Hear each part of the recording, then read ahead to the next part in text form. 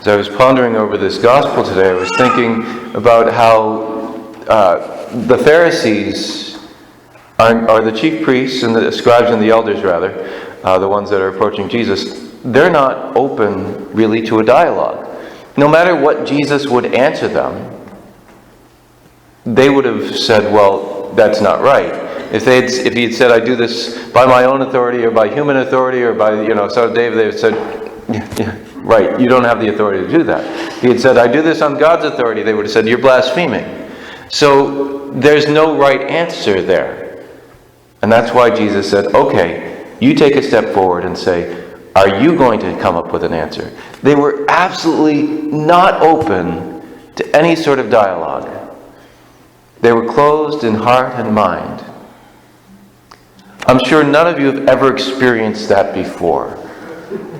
Being in some sort of a conversation, all you have to do is look online, right? And the trolls that, if you ever watch anything and you see the comments underneath, I was watching a beautiful presentation on the Eucharist that one of the sisters here in New Hampshire had done. She was a nice young sister, and she did this beautiful commentary and talk on Jesus in the Eucharist somewhere here in New Hampshire. I don't remember where she did it, and I was just looking at some of the comments, and there were 3 comments there, and they were all beautiful, but it said there were 4, and so I was like, what's the 4th? I don't see it. Well, it was, we don't worship wafers as Christians. And I'm saying, okay. There has to always be someone that's out there trashing something. And you look online, all those trolls that are out there. Within our culture, there's this lack of openness to listen and to engage.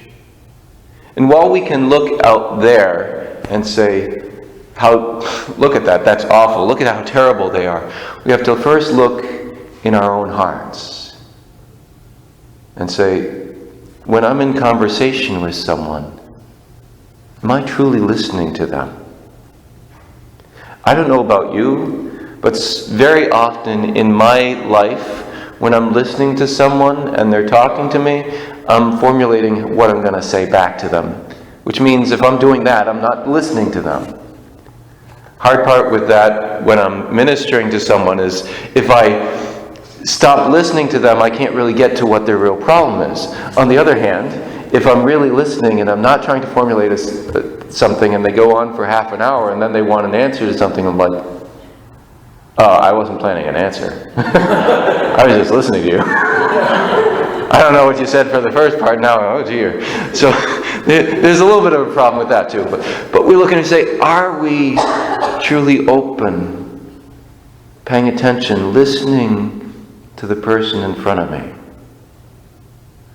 Am I open to this dialogue? Jesus recognized they were not open at all. And because they were not open, he didn't give them any sort of response. For us, we need to be open to Jesus. What is he saying to my life? Are we coming with preconceived notions of how he wants us to act and live and what choices he wants us to make? Or are we saying, God, here I am. Here I am. I come to do your will.